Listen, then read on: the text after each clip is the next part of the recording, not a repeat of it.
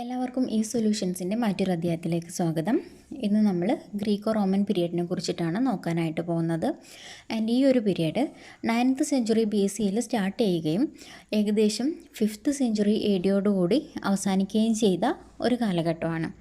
And ഈ ഒരു ancient Greece കാലഘട്ടത്തിന് നമുക്ക് മൂന്നായിട്ട് തരംതിരിക്കാവുന്നതാണ്. അതായത് archaic period, classical period and Hellenistic period. Archaic period എന്ന് പറയുന്നത് ഗ്രീക്കിൻ്റെ ഒരു ഡാർക്ക് ആയിട്ടുള്ള സമയമായിരുന്നു. ഡാർക്ക് ഏജസ് ഓഫ് ഗ്രീക്ക് ആയിരുന്നു.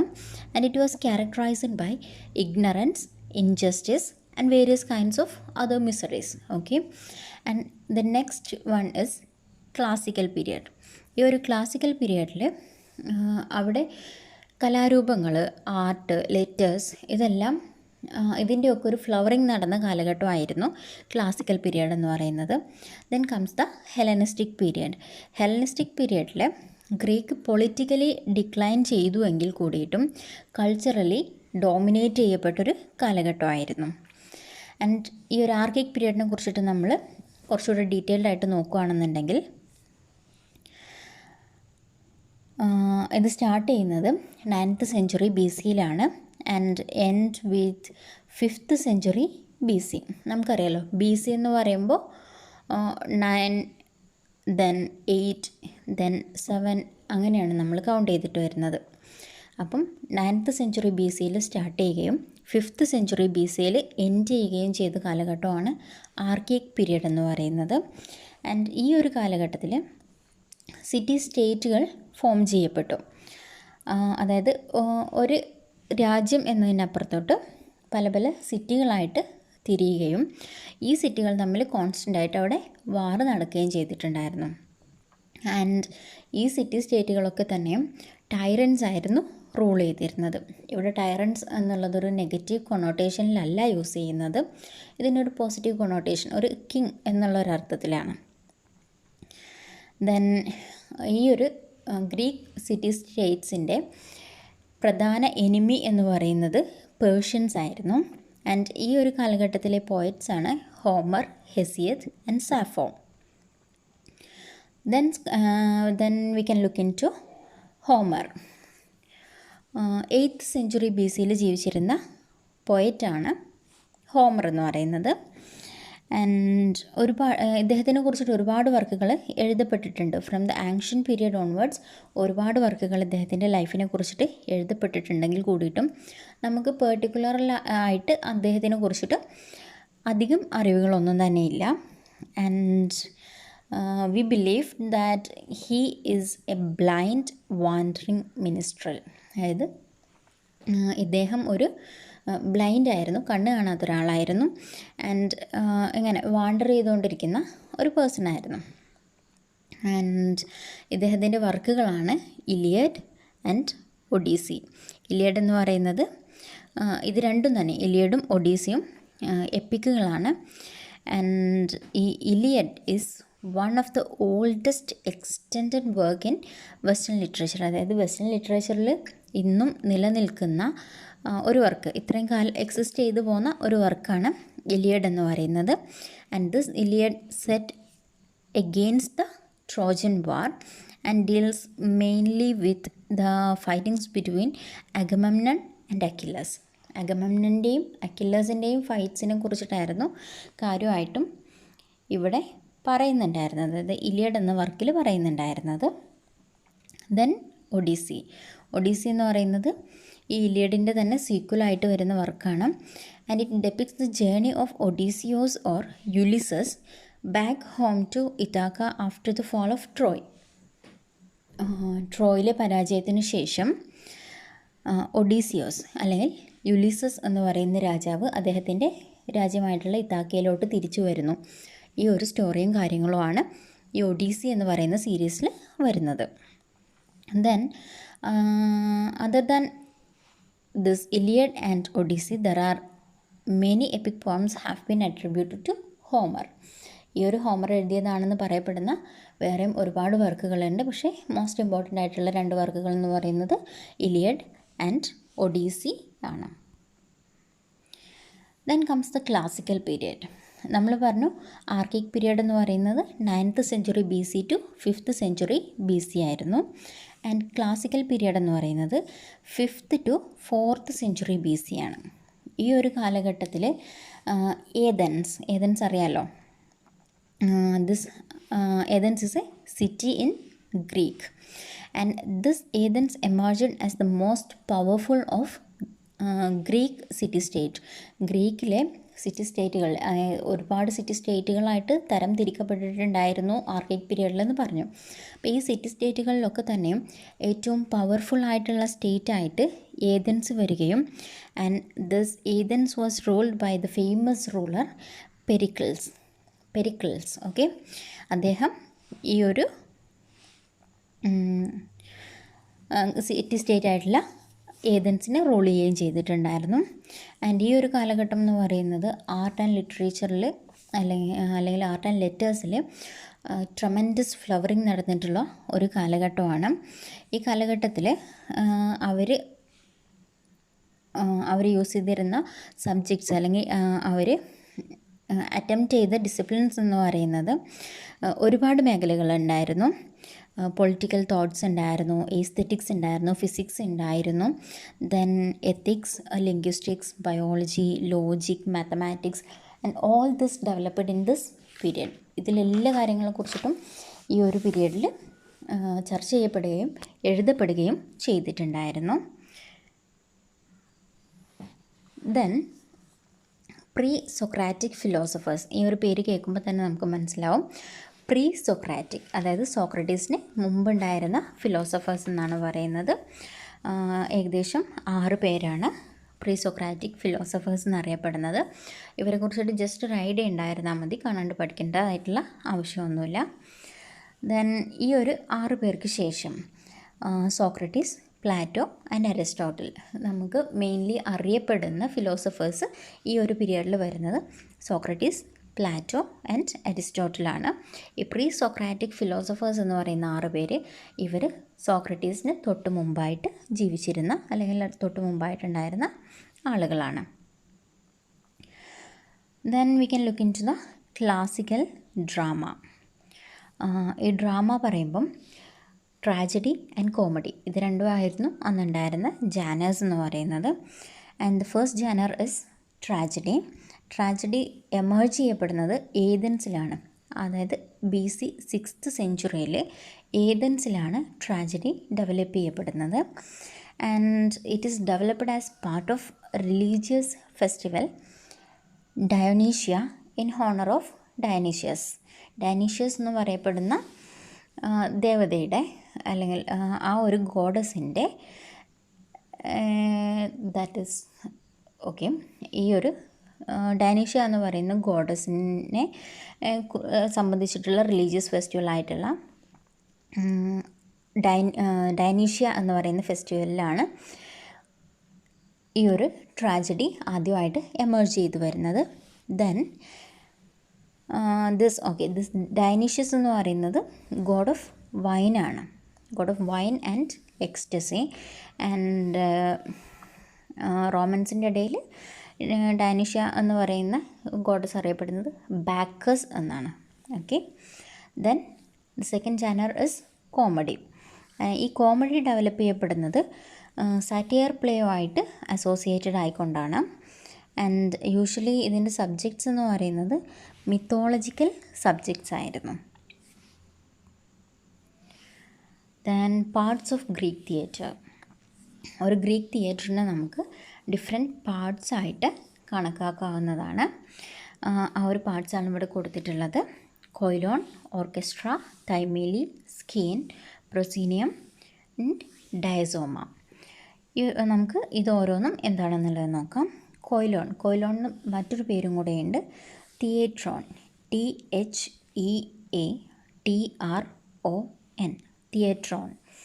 ആൻഡ് ഈ ഒരു കൊയിലോൺ എന്ന് പറയുന്നത് these are the seats for the audience were arranged like a horseshoe in rising tiers. അതായത് ഒരു ഹോഴ്സ് ഷൂവിൻ്റെ ഷേപ്പിൽ അറേഞ്ച് ചെയ്തിട്ടുള്ള സീറ്റ്സ്, ഓഡിയൻസിനെ കാണാൻ വേണ്ടിയിട്ട് അറേഞ്ച് ചെയ്തിട്ടുള്ള സീറ്റ്സിനെയാണ് കൊയിലോൺ എന്ന് പറയുന്നത്. ദെൻ ഓർക്കസ്ട്ര എന്ന് പറയുന്നത് ഈ ഒരു സീറ്റ്സിന് ഫ്രണ്ടിലായിട്ട് ഒരു സർക്കുലർ ഏരിയ, ഗ്രൗണ്ട് ലെവലിൽ ഒരു സർക്കുലർ ഏരിയ വരുന്നുണ്ട്. ഇതിനെയാണ് ഓർക്കസ്ട്ര എന്ന് പറയുന്നത്. ദെൻ തൈമേലി എന്ന് പറയുന്നത് it's an alter in the centre of orchestra. ഈ ഒരു സർക്കുലർ പോർഷൻ പറഞ്ഞല്ലോ ഓർക്കസ്ട്ര എന്ന് പറഞ്ഞേ. അപ്പോൾ ഈ ഒരു ഓർക്കസ്ട്രയുടെ സെൻട്രലായിട്ട് ഒരു അൾത്താർ വരുന്നുണ്ട്. ഈ ഒരു അൾത്താറിലായിരുന്നു ഡൈനീഷ്യസിന് വേണ്ടിയിട്ടുള്ള സാക്രിഫൈസും കാര്യങ്ങളൊക്കെ നടന്നിരുന്നത്. ഇതിനെയാണ് തൈമേലി എന്ന് പറയുന്നത്. ദെൻ സീൻ ഓർ സ്കീൻ, അതായത് SKENE, സ്കീൻ. ഇതിന് വേറൊരു പേര് സീൻ, അതായത് SCENE. And this scene is the building on the side of the orchestra that had backdrops with doors for entrance and exit. എൻട്രൻസിനും എക്സിറ്റിനും ഒക്കെ ആയിട്ട് ഡോറുകളും കാര്യങ്ങളും ഒക്കെയുള്ള ഒരു ബിൽഡിംഗ്, അതായത് ഈ ഒരു ഓർക്കസ്ട്രയ്ക്ക് തൊട്ട് പിന്നിലായിട്ടുള്ള ഒരു ബിൽഡിംഗ്, ഇതിനെയാണ് സീൻ ഓർ സ്കീൻ എന്ന് പറയുന്നത്. Then proscenion or proscenium, it is the level area in front of the skin for the action of the play. അപ്പോൾ ഈ ഒരു സീൻ ഓർ സ്കീനിന് ഫ്രണ്ടിലായിട്ട് ആക്ഷൻസ് ഒക്കെ പ്ലേ ചെയ്യാനുള്ളൊരു ഏരിയ വരുന്നുണ്ട്. ഈ ഒരു ഏരിയനെയാണ് പ്രൊസീനിയൻ ഓർ പ്രൊസീനിയം എന്ന് പറയുന്നത്.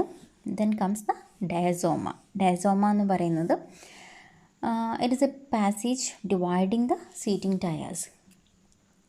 ആദ്യം പറഞ്ഞല്ലോ ഹോഴ്സ് ഷൂവിൻ്റെ ഷേപ്പിൽ അറേഞ്ച് ചെയ്തിട്ടുള്ള സീറ്റിംഗ് ടയേഴ്സ് ഉണ്ടെന്ന് പറഞ്ഞല്ലോ. അപ്പോൾ ഈ ഒരു സീറ്റിംഗ് ടയേഴ്സിനെ ഡിവൈഡ് ചെയ്യുന്ന പാസേജസുകളെയാണ് ഡയസോമ എന്ന് പറയുന്നത്. Then the next one is structure of Greek tragedy. Greek ട്രാജഡീൻ്റെ സ്ട്രക്ചറിനെ കുറിച്ചിട്ടാണ് പറയുന്നത്. Prologue, parodos, episode or stasimon and exodos. ഇതൊക്കെയാണ് ഒരു ഗ്രീക്ക് ട്രാജഡിയുടെ സ്ട്രക്ചർ എന്ന് പറയുന്നത്. The first one is prologue എന്ന് പറയുന്നത് an epistolary introduction section that gives the background to the play. ഈ ഒരു പ്ലേ അതിനായിട്ട് അതിൻ്റെ ബാക്ക്ഗ്രൗണ്ട് പറയുന്ന ഭാഗമാണ്. ഓക്കെ, അത് സ്റ്റാർട്ടിങ്ങിൽ ഒരു ഡ്രാമ തുടങ്ങുന്നതിൻ്റെ തൊട്ട് മുമ്പായിട്ട് ഒരു ഇൻട്രൊഡക്ഷൻ പോലെ ഈ നടക്കാൻ പോകുന്ന കഥയുടെ ബാക്ക്ഗ്രൗണ്ട് എന്താണ് എന്ന് പറയുന്ന ഭാഗം. ദെൻ പാരഡോസ് എന്ന് പറയുന്നത് chorus enters chanting and ode that gives more background to the story. അപ്പം ആ ഒരു സമയത്ത് ട്രാജഡി തുടങ്ങുന്നതിൻ്റെ തൊട്ട് മുമ്പായിട്ട് കോറസ് എൻട്രി ചെയ്യും. നമ്മൾ ആ ഒരു ആക്ഷൻ പ്ലേസ് റീഡ് ചെയ്യുമ്പോൾ അറിയാം അതിൽ കോറസിൻ്റെ ഒരു പങ്ക് എന്താണെന്നുള്ളത്. അപ്പം ആ ഒരു സമയത്ത് കോറസ് എൻട്രി ചെയ്യുകയും and they were singing odes. This odes that give more background information to the story. Then comes the എപ്പിസോഡിനെ നമുക്ക് സ്റ്റാസിമൺ എന്നും പറയുന്നുണ്ട്. STASIMON, stasimon. And actions contained in the 5 episodes. The choral odds are called stasima. Okay, episode എന്ന് പറയുന്നത് ഒരു ട്രാജഡിയുടെ ആക്ഷൻസിനെയാണ്. അപ്പോൾ ഈ ഒരു സാധാരണ ഗതിയിൽ ഒരു ഗ്രീക്ക് ട്രാജഡിയിൽ 5 എപ്പിസോഡ്സ് ആയിട്ടായിരിക്കും ആക്ഷൻസ് വരുന്നത്. And the choral odes are called stasima. കോറസിൻ്റെ പ്രത്യേകത പറഞ്ഞിട്ടുണ്ടായിരുന്നല്ലോ, അവർ വരും. ദെൻ ഓഡ്സ് സിങ് ചെയ്യാറുണ്ട്. അപ്പോൾ ഈ കോറൽ ഓഡ്സിനെ സ്റ്റാസിമ എന്നും പറയപ്പെടുന്നുണ്ട്. ദെൻ കംസ് ദ എക്സോഡസ് എന്ന് പറയുന്നത് it is the concluding scene. ഈ ഒരു ട്രാജഡി അവസാനിക്കുന്ന കൺക്ലൂഡിങ് സീനിനെയാണ് എക്സോഡസ് എന്ന് പറയുന്നത്. Okay, then tragedians. അന്നത്തെ കാലഘട്ടത്തിലുണ്ടായിരുന്ന ട്രജേഡിയൻസ് 3 പേരായിരുന്നു. Aeschylus, Sophocles and Euripides.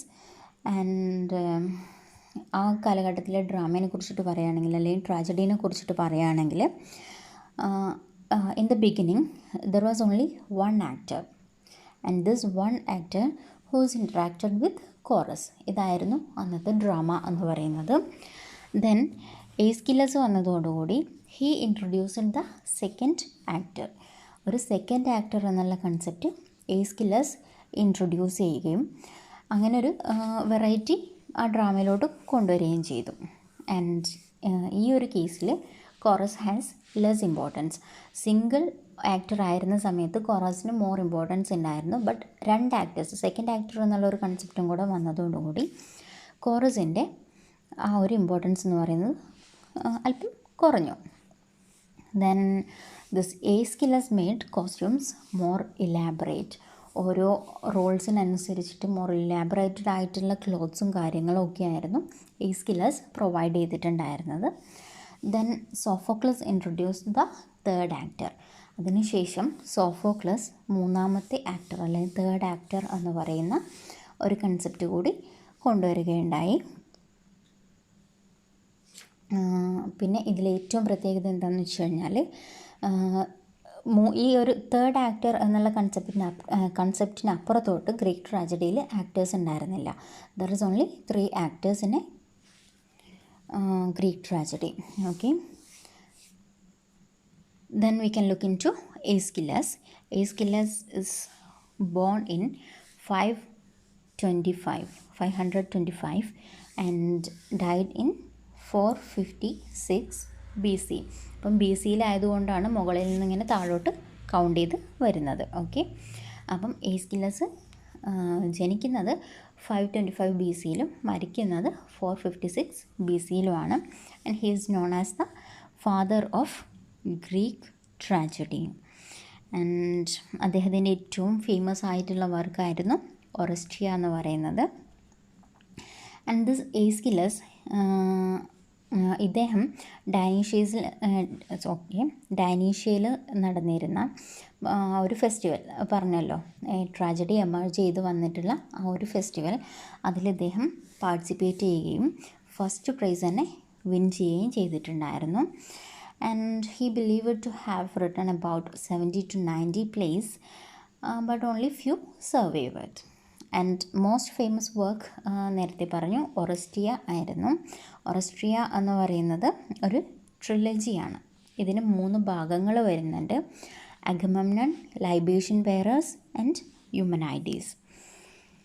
And this Prometheus bound is also attributed to Aeschylus. And ഈ ഒരു എയ്സ്കില്ലസിൻ്റെ മറ്റൊരു ഇമ്പോർട്ടൻ്റ് ആയിട്ടുള്ള പ്ലേ ആണ് പേർഷ്യൻസ് എന്ന് പറയുന്നത്. Okay, then we can look into Oresteia, the trilogy of Aeschylus. ഈ ഒരു ഒറസ്ട്രിയ എന്ന് പറയുന്നതിൽ ഓൾറെഡി പറഞ്ഞല്ലോ, ട്രിലജിയാണ്, 3 പ്ലേസ് വരുന്നുണ്ട്: Agamemnon, libation bearers and Eumenides. And this Agamemnon is the story of Greek hero Agamemnon, who was killed by his wife Clytemnestra and her lover Aegisthus.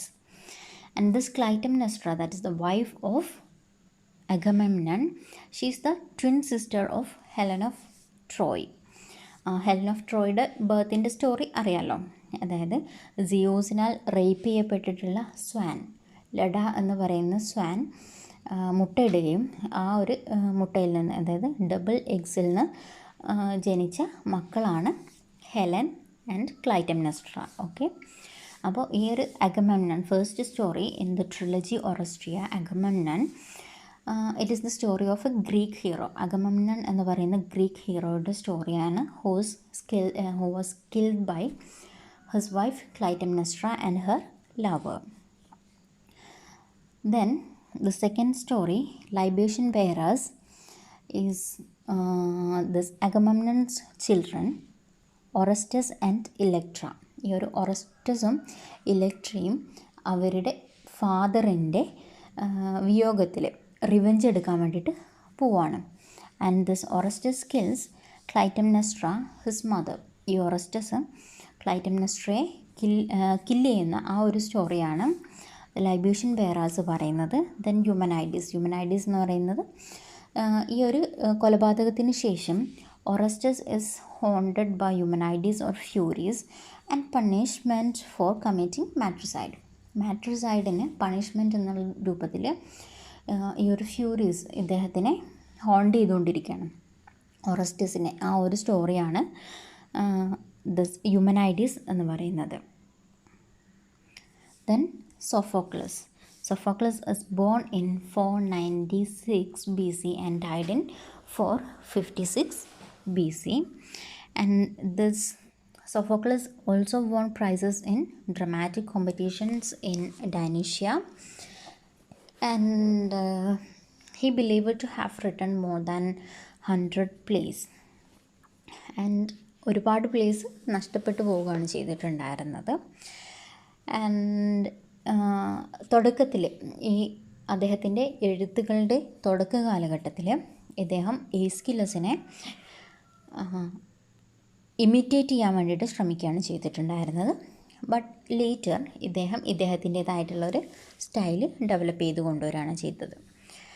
And ഇദ്ദേഹത്തിൻ്റെ പ്ലേസിലൊക്കെ തന്നെയും characters more developed and individualistic ആയിരുന്നു than this Aeschylus characters. Okay, then he wrote Theban trilogy. Now he is famous for his Theban trilogy. It's the story of Oedipus. So Theban trilogyയിൽ വരുന്ന 3 ഡ്രാമകളാണ് Oedipus Tyrannus, Oedipus at Colonus and Antigone.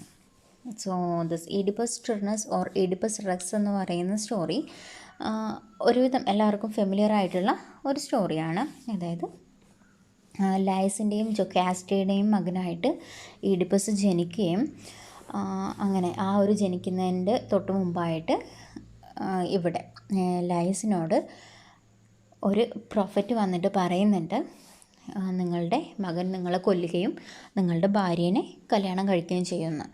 അപ്പോൾ ആ ഒരു threat അവിടെ നിലനിൽക്കുന്നത് കാരണം മകനെ കൊല്ലാനായിട്ടൊരു ആട്ടിടയൻ്റെ കയ്യിൽ ഏൽപ്പിക്കുകയാണ്. ഈ ആട്ടിടയൻ ഈ കുഞ്ഞിനെയും കൊണ്ട് പോയിട്ട് ഇയാൾക്ക് കൊല്ലാൻ തോന്നുന്നില്ല. അങ്ങനെ ഇവർ പോളിബസിനും മീറോപ്പിക്കും, അതായത് കോറിന്തിലെ രാജാവായിട്ടുള്ള പോളിബസിനും മീറോപ്പിക്കും ഈ കുഞ്ഞിനെ കൈമാറുകയാണ്. അപ്പം ഒരു പ്രായം എത്തിക്കഴിയുമ്പോൾ ഈ ഒരു പ്രൊഫസീനെ കുറിച്ചിട്ട് നമ്മുടെ ഈഡിപ്പസും അറിയുവാണ്. അപ്പോൾ ഈഡിപ്പസ് ഈ ഒരു അദ്ദേഹം വിചാരിക്കുന്നത് പോളിബസും മീറോപ്പിയാണ് ഇവരുടെ പാരൻസ് എന്നുള്ളതാണ്. അപ്പം പോളിബസിനെ വധിക്കുകയും മീറോപ്പിനെ കല്യാണം കഴിക്കുകയും ചെയ്യും എന്നാണ് അദ്ദേഹം മനസ്സിലാക്കുന്നത്. അപ്പോൾ അതിന് രക്ഷപ്പെടാൻ വേണ്ടിയിട്ട് അദ്ദേഹം നാട് വിട്ടു പോരുകയാണ്. നാട് വിട്ട് വരുന്ന സമയത്ത് ഇദ്ദേഹം വഴിയിൽ വെച്ചിട്ട് ഒരാളുമായിട്ട് തർക്കത്തിൽ ഏർപ്പെടുകയും അദ്ദേഹത്തെ കൊല്ലുകയും ചെയ്യുന്നുണ്ട്. ഈ കൊല്ലപ്പെട്ട ആൾ ലയസ് ആണ്, അതായത് ഈ ഒരു ഈഡിപ്പസിൻ്റെ ശരിക്കുമുള്ള ഫാദർ. അപ്പം അതിനുശേഷം അവിടെ നിലനിൽക്കുന്ന ഒരു വലിയൊരു പ്ലേഗിന് പരിഹാരം കാണാൻ വേണ്ടിയിട്ട് ഇദ്ദേഹം ഒരു സ്ഫിങ്സിൻ്റെ റിഡിലിന് ആൻസർ ചെയ്യുന്നുണ്ട്. അങ്ങനെ ആ ഒരു ആൻസർ ചെയ്യുന്നതോടുകൂടി അദ്ദേഹം ഈ ഒരു ക്യൂനിൻ്റെ വിഡോ ആയിട്ടുള്ള ജൊക്കാസ്റ്റേനെ കല്യാണം കഴിക്കുകയും അവിടുത്തെ രാജാവായി മാറുകയും ചെയ്യുന്നുണ്ട്. And they had 4 children. അവരുടെ 4 മക്കളാണ് എത്യോക്ലിസ്, പോളിനൈസസ്, ആൻറ്റിഗണി ആൻഡ് ഇസ്മീനി. ഇങ്ങനെ 4 മക്കളുണ്ടാവുകയും ചെയ്യുന്നുണ്ട്. ആൻഡ് ഫൈനലി ഈ ട്രൂത്ത്സ് എല്ലാം റിവീൽ ചെയ്യപ്പെടുകയും ജൊക്കാസ്റ്റ സൂയിസൈഡ് ചെയ്യപ്പെടുകയും ചെയ്യുന്നുണ്ട്. അതിനുശേഷം എഡിപ്പസ് കുറച്ചു കാലം കൂടെ അവിടെ ജീവിക്കുകയും രാജാവായിട്ട് തന്നെ തുടരുകയും ചെയ്യുന്നുണ്ട്. ദെൻ ഈഡിപ്പസ് അറ്റ് കൊളോണസ് എന്ന് പറയുന്ന ഡ്രാമയിൽ ഇത് അത്രത്തോളം ഇമ്പോർട്ടൻ്റ് അല്ല എങ്കിൽ കൂടിയിട്ടും ജസ്റ്റ് മനസ്സിലാക്കിയിട്ട് വെക്കുക. ഈഡിപ്പസ് അറ്റ് കൊളോണസ് എന്ന് പറയുന്ന ഡ്രാമയിൽ അദ്ദേഹത്തിൻ്റെ ഡെത്തിനെ കുറിച്ചിട്ടാണ് പറയുന്നത്, ഈഡിപ്പസിൻ്റെ ഡെത്തിനെ കുറിച്ചിട്ടാണ് പറയുന്നത്. And this is the last play to be written. ഏറ്റവും അവസാനം എഴുതപ്പെട്ട പ്ലേ ആണ് Oedipus at Colonus. Then comes Antigone. Actually Antigone ആയിരുന്നു ആദ്യം എഴുതിയ ട്രിലജി. ഈ ട്രിലജിയിലെ ആദ്യത്തെ ഡ്രാമ എന്ന് പറയുന്നത് ആൻറ്റിഗണി ആയിരുന്നു. ആൻറ്റിഗണി എന്ന് പറയുന്നത് it's the story of Oedipus and Jocasta's daughter. നേരത്തെ പറഞ്ഞല്ലോ ഇവരുടെ 4 മക്കളായിരുന്നു, എത്യോക്ലിസ്, പോളിനൈസസ്, ദെൻ ആൻറ്റിഗണി ആൻഡ് ഇസ്മീനി. അപ്പം ഈ എത്യോക്ലിസും പോളിനൈസസും തമ്മിൽ ആ ഒരു ത്രോണിന് വേണ്ടിയിട്ടുള്ള ഒരു വാറ് നടക്കുകയും അവസാനം ഇവർ രണ്ടും ഈ ഒരു ഫൈറ്റിങ്ങിൽ ഇവർ 2 പേരും കൊല്ലപ്പെടുകയും ചെയ്യുന്നുണ്ട്. ആൻഡ് അതിനുശേഷം ക്രിയോൺ അവിടുത്തെ രാജാവായിട്ട് വരുന്നു. രാജാവായിട്ട് വരുന്ന സമയം എറ്റോക്ലസിനെ മാത്രം ബറി ചെയ്യാനുള്ള പെർമിഷൻ കൊടുക്കുകയും പോളിനൈസസിനെ ബറി ചെയ്യാൻ പാടില്ല എന്നുള്ളൊരു റൂൾ ഇറക്കുകയും ചെയ്യുന്നുണ്ട്. അങ്ങനെ ആ ഒരു സമയത്ത് ബാക്കിയുള്ള ആളുകളെല്ലാവരും അതായത് കിങ്ങിൻ്റെ ഉത്തരവാണല്ലോ, അപ്പം ഇതിന് പേടിച്ചിട്ട് ബാക്കിയുള്ള എല്ലാ ആളുകളും പോളിനൈസസിനെ ബറി ചെയ്യാതിരിക്കുന്ന സമയത്ത് ആൻറ്റിഗണി ഈ പോളിനൈസസിനെ ബറി ചെയ്യുകയും കിങ്ങിൻ്റെ ദേഷ്യത്തിനിരയാവുകയും ചെയ്യുന്നുണ്ട്. അതിനുശേഷം ഈ കിങ്ങിൻ്റെ മകൻ ആൻറ്റിഗണീനെ കല്യാണം കഴിക്കാനായിട്ട് തീരുമാനിച്ചതായിരുന്നു. പക്ഷേ ഇവരൊക്കെ കിങ്ങിനെ കൺവിൻസ് ചെയ്യാൻ ശ്രമിക്കുന്ന സമയത്തും ഇദ്ദേഹം കൺവിൻസ്ഡ് ആവുന്നില്ല. ഫൈനലി ഒരുപാട് ശ്രമങ്ങൾക്ക് ശേഷം ഇദ്ദേഹം കൺവിൻസ്ഡായി ഈ ഒരു ആൻറ്റിഗണീനെ ആ ഒരു ശിക്ഷയിൽ നിന്നും മോചിതയാക്കാൻ വേണ്ടിയിട്ട് ചെല്ലുന്ന സമയത്ത് ഇവൾ സ്വയം സൂയിസൈഡ് ചെയ്തതാണ് കാണാനായിട്ട് പറ്റുന്നത്. അതിനുശേഷം ഈ ഒരു കിങ്ങിൻ്റെ മകനും ഈ ഒരു കാര്യത്തിൽ വരുന്ന സങ്കടം കാരണം ഇദ്ദേഹവും സൂയിസൈഡ് ചെയ്യുന്നുണ്ട്. Then comes Euripides. Euripides is the author of about 90 plays. ഏകദേശം 90-ലധികം ഡ്രാമാസ് എഴുതിയിട്ടുള്ള ആളാണ്. And he was born in 480 BC and died in 406 BC. And ഇദ്ദേഹത്തിൻ്റെ ഏറ്റവും വലിയ പ്രത്യേകത എന്താണെന്ന് വെച്ച് കഴിഞ്ഞാൽ മിത്തിക്കൽ ഹീറോസിനെ ഓർഡിനറി പീപ്പിൾ ആയിട്ട് ഇദ്ദേഹത്തിൻ്റെ ഡ്രാമകളിൽ ഡെപിക്റ്റ് ചെയ്തു എന്നുള്ളതാണ്. ആൻഡ് ഇൻ്റലക്ച്വലി വളരെ ഹൈ ആയിരുന്ന ഇദ്ദേഹത്തിനെ സോക്രട്ടീസുമായിട്ടാണ് എപ്പോഴും കമ്പയർ ചെയ്യാറുള്ളത്. ആൻഡ് കോമിക് പോയറ്റ്സ് ആയിട്ടുള്ള Aristophanes and other comic poets the lampooned Euripides as well as Socrates in their plays. അതായത് അരിസ്റ്റോഫിനസിനെ പോലെയുള്ള കോമിക് റൈറ്റേഴ്സ് ഇവർ വല്ലാണ്ട് ക്രിട്ടിസൈസ് ചെയ്തിട്ടുണ്ടായിരുന്നു യൂറിപ്പിഡസിനെയും സോക്രട്ടീസിനെയും ഒക്കെ തന്നെ. ആൻഡ് യൂറിപ്പിഡസിൻ്റെ ഏറ്റവും ഫേമസ് ആയിട്ടുള്ള പ്ലേ എന്ന് പറയുന്നത് മിഡിയ ആണ്. Medea is the story of a lady Medea. Her name is Medea and he took revenge on her husband Jason who has left her for another woman. മറ്റൊരു സ്ത്രീക്ക് വേണ്ടിയിട്ട് മിഡിയനെയും മക്കളെയും ഒഴിവാക്കിയിട്ട് പോയ ഹസ്ബൻഡിനോടുള്ളൊരു റിവെഞ്ചാണ് ഈ ഒരു സ്റ്റോറിയിൽ പറയുന്നത്. And Medea kills her husband's bride. Okay, ഈ ബ്രൈഡിൻ്റെ പേര് വരുന്നത് ഗ്ലൗസ് എന്നാണ്. GLAUCE. ഗ്ലൗസ് എന്ന് പറയുന്ന ഈ ഒരു ഹസ്ബൻഡിൻ്റെ ബ്രൈഡിനെ ഇവർ കൊല്ലുന്നുണ്ട്. അതിൻ്റെ കൂടെ തന്നെ ഇവരുടെ ഫാദറായിട്ടുള്ള ക്രിയോണിനെയും ഈ മിഡിയ വധിക്കുന്നുണ്ട്. ഇതിന് ശേഷവും ഇവരുടെ ദേഷ്യം അടങ്ങുന്നില്ല. അങ്ങനെ ഈ ഒരു ജെയ്സണിനെ ആ ഒരു കുറ്റബോധം ഫീൽ ചെയ്യണം എന്നുള്ളൊരൊറ്റ ആഗ്രഹത്തിൻ്റെ പുറത്ത് ഇവരുടെ സ്വന്തം മക്കളെ കൂടെ കൊല്ലുകയാണ് ചെയ്യുന്നത്. ഇതാണ് മിഡിയയുടെ സ്റ്റോറി. പിന്നെ ഈ ഒരു കാലഘട്ടത്തിൽ വരുന്ന മറ്റ് റൈറ്റേഴ്സാണ് അരിസ്റ്റോഫിനസ്, മെനാൻഡർ, ദെൻ പിൻഡാർ എന്നൊക്കെ പറയുന്നത്. ആൻഡ് അരിസ്റ്റോഫിനസ് 446 BC ജനിച്ചത് and died in 386 BC. And he is famous for old comedy. ഈ മെനാൻഡർ വന്നിട്ട് ഫേമസ് ആയിട്ടുള്ളത് ന്യൂ കോമഡിയിലായിരുന്നു. ആൻഡ് അരിസ്റ്റോഫിനസ് ഫേമസ് ആയിട്ടുള്ളത് ഈ ഒരു ഓൾഡ് കോമഡിയിലാണ്. ആൻഡ് അരിസ്റ്റോഫിനസിൻ്റെ ഇമ്പോർട്ടൻറ്റ് വർക്ക്സ് ആണ് the Clouds, the Wasps, the Lysistrata and the Frogs. ഇതൊക്കെ ഇദ്ദേഹത്തിൻ്റെ ഫേമസ് ആയിട്ടുള്ള വർക്കുകളാണ്. ആൻഡ് ദ ക്ലൗഡ് എന്നുള്ള വർക്കിൽ സോക്രട്ടീസിനെ വളരെ ക്രൂവലായിട്ട് കാരിക്കേച്ചർ ചെയ്തിട്ടുണ്ട്. ആൻഡ് ദ ഫ്രോഗ്സ് എന്നുള്ള വർക്കിൽ the Dionysus himself dressed in an absurd fashion and goes to Hades. Hades എന്ന് പറയുന്നത് അണ്ടർ വേൾഡ്, അതായത് പാതാളം. ഈ പാതാളത്തിലോട്ട് പോയിട്ട് യൂറിപ്പിഡസിനെ ഡെത്തിൽ നിന്നും തിരിച്ചു കൊണ്ടുവരാണ്. അതായത് അന്നത്തെ കാലഘട്ടത്തിൽ ആ ഒരു സമയത്ത് നിലനിൽക്കുന്ന ട്രജേഡിയൻസിൻ്റെ അതായത് അദ്ദേഹം എക്സ്പെക്റ്റ് ചെയ്യുന്ന ലെവലിലുള്ള ട്രാജഡീസൊന്നും ഇറങ്ങുന്നില്ല. അപ്പോൾ അതിന് പരിഹാരമായിട്ട് യൂറിപ്പിഡസിനെ തിരിച്ചു കൊണ്ടുവരാൻ, മരണത്തിൽ നിന്നും തിരിച്ചു കൊണ്ടുവരാൻ വേണ്ടിയിട്ട് ഡൈനീഷ്യസ് തന്നെ പാതാളത്തിലോട്ട് പോകുന്നതാണ് ഈ ഒരു സ്റ്റോറി എന്ന് പറയുന്നത്. ദെൻ മെനാൻഡർ ജനിക്കുന്നത് 342 BC-യിലാണ് and died in 292 BC, and he is associated with new comedy.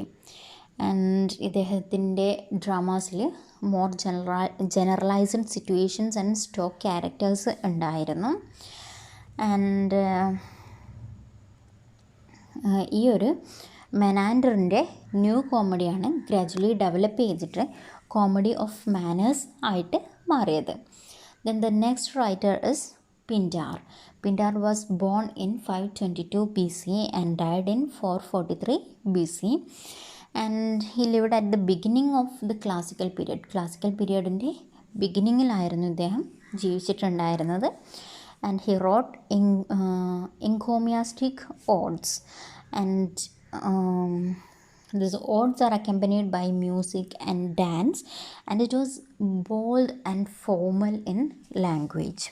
And there are 3 types of stanzas in every ode: strophe, antistrophe, and epode. Then the major Pindar odes എന്ന് പറയുന്നത്, പിൻഡാറിൻ്റെ major odes the victory odes ആണ്. And this victory odes celebrates the achievements of participants in competitions such as Olympic Games. Olympic Games പോലെയുള്ള സംഭവങ്ങളിലൊക്കെ participate ചെയ്തിട്ടുള്ള ആളുകളുടെ great അച്ചീവ്മെൻറ്റ്സിനെ celebrate ചെയ്യുന്നതായിരുന്നു പിൻഡാറിൻ്റെ വിക്ടറി ഓഡ്സ്. ലേറ്റർ ഈ ഒരു പിൻഡാരിക് ഓഡ്സിന് വേരിയേഷൻ വരികയും they were called irregular odes. ആ ഒരു വേരിയേഷൻ വന്നിട്ടുള്ള ഓഡ്സിനെ ഇറഗുലർ ഓഡ്സ് എന്ന് വിളിക്കുകയും ചെയ്തിട്ടുണ്ടായിരുന്നു.